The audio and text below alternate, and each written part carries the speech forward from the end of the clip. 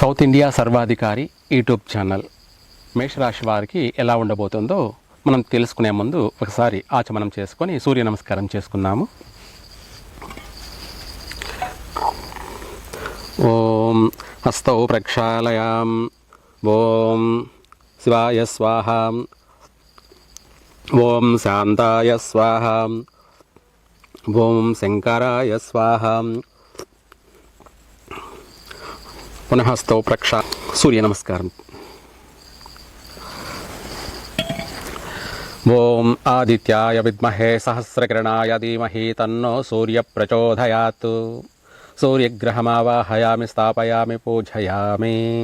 ఆర్ఘ్యం సమర్పయామి. హస్తయోః ఆర్ఘ్యం సమర్పయామి. పాదయోః పాద్యం సమర్పయామి. హస్తయోః ఆర్ఘ్యం సమర్పయామి. ముఖే ఆచమనీయం సమర్పయామి.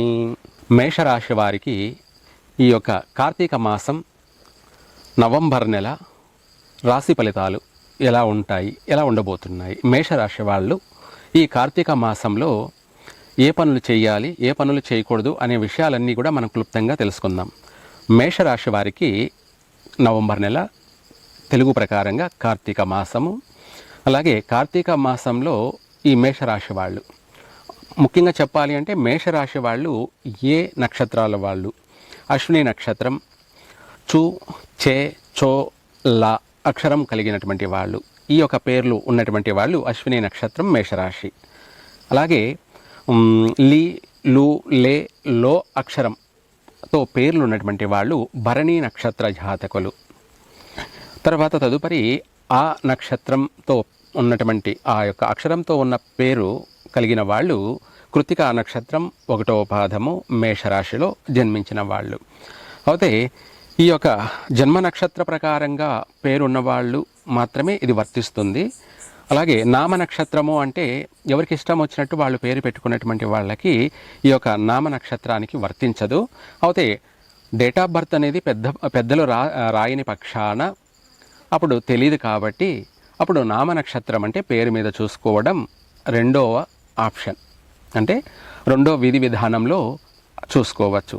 అయితే మేషరాశి వాళ్ళకి ఈ యొక్క కార్తీక మాసం అంతా కూడా ప్రతి సంవత్సరము మేషరాశి వాళ్ళు కార్తీక మాసంలో ముఖ్యమైన పనులు చేయరాదు. ముఖ్యమైన పనులు అంటే ఏమిటి అంటే సొంతంగా గృహ నిర్మాణం చేపట్టడం కానీ, వాళ్ళ యొక్క జాతక ప్రకారంగా ప్రతి ఒక్క సంవత్సరంలో కూడా 12 మాసాలలో ఒక మాసం వీళ్ళకి ఘాతు మాసము, అది కార్తీక మాసము. ఈ కార్తీక మాసము అనేది చాలా మంచి మాసమే, పవిత్రమైన మాసమే. కానీ మేషరాశి వాళ్ళకి అది ఘాతు మాసము, అశుభ మాసము, నెగటివ్ మాసం అన్నమాట.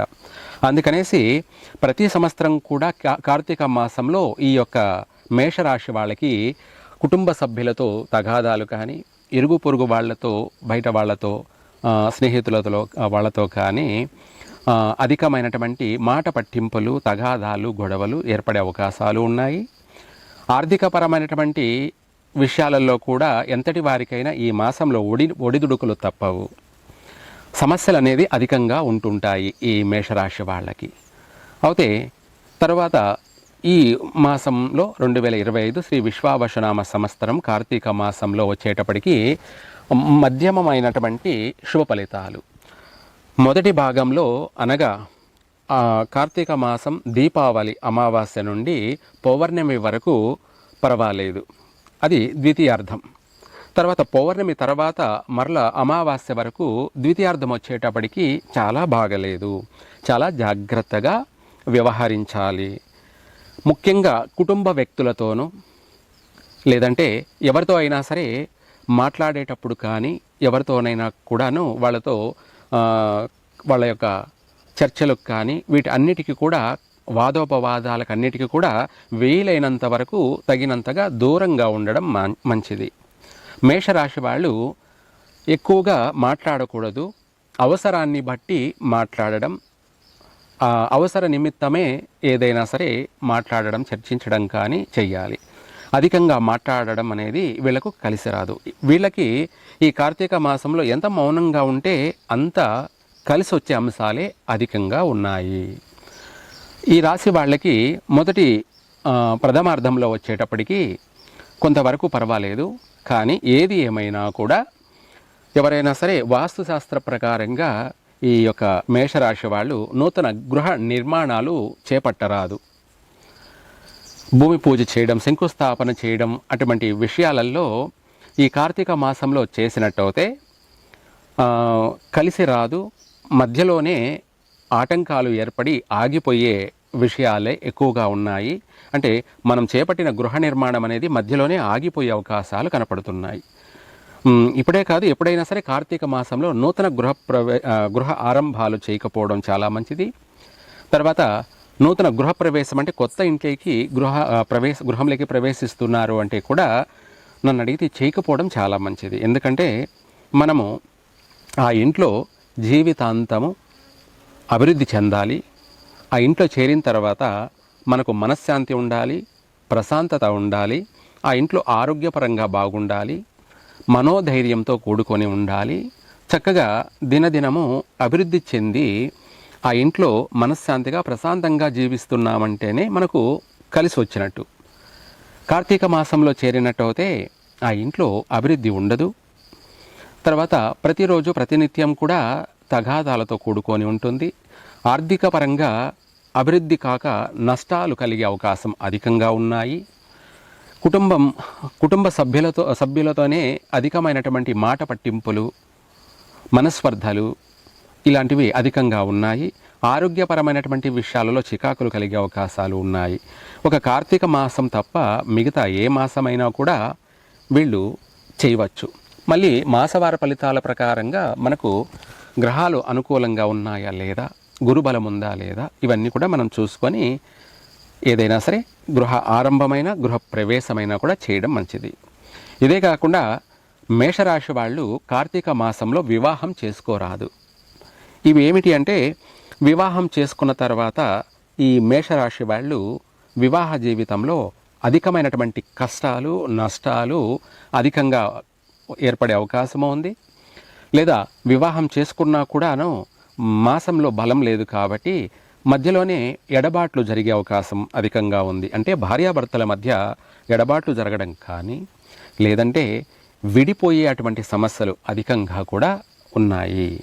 అందుకనేసి ఇవే కాకుండా ఈ కార్తీక మాసంలో మంచి మాసం కదా అని అందరికీ తెలిసినటువంటి అవగాహనే. కానీ మేషరాశి వాళ్ళకి ఇది అత్యంత ఘాతు మాసము. ఈ మాసంలో చేసుకున్నట్టయితే భార్యాభర్తలకు ఎడబాట్లు, విడిపోవడాలు, లేదా అంతకుమించి కూడాను ప్రాణ నష్టాలు కూడా ఎవరికొరకు జరిగే అవకాశాలు ఉన్నాయి. ఇది అందరికీ కాకపోవచ్చు, కానీ మొత్తం మీద రాశి మొత్తం మీద అయితే ఉంది. కానీ అందులో వాళ్ళ యొక్క వ్యక్తిగత జాతక ప్రకారంగా నష్టపోయిన వాళ్ళు మాత్రం ఎక్కువగానే ఉన్నారు.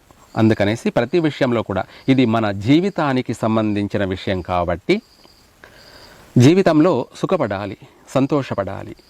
కష్టపడినా పర్వాలేదు కానీ నష్టపోకూడదు.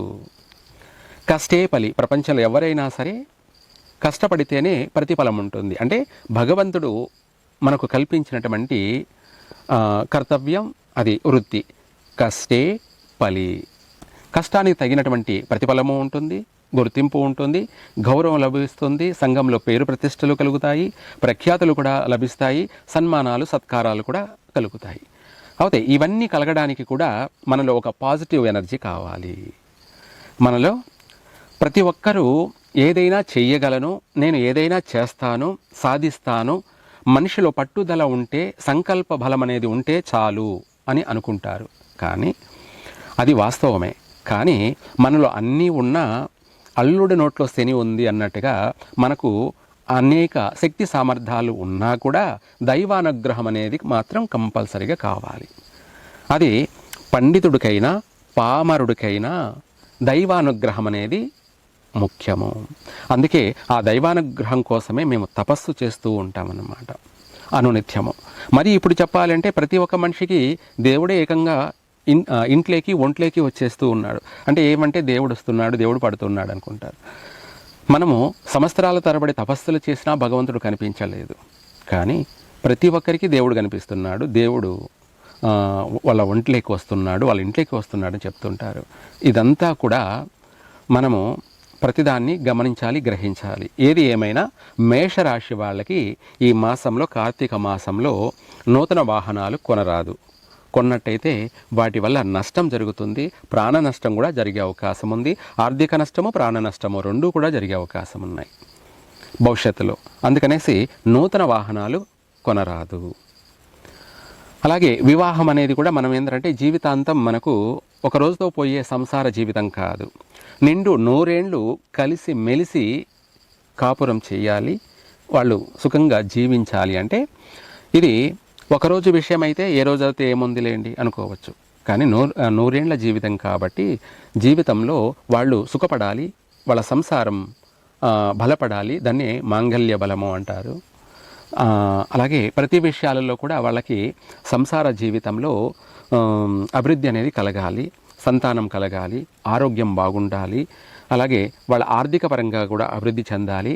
భార్యాభర్తలు ఒకరి పట్ల ఒకరు అర్థం చేసుకొని వాళ్ళు సంతోషంగా వాళ్ళ యొక్క సంసార జీవితంలో కలహాలు లేని కాపురం అంటే ఒక ఆనందమైనటువంటి సంసార జీవితాన్ని గడపాలి.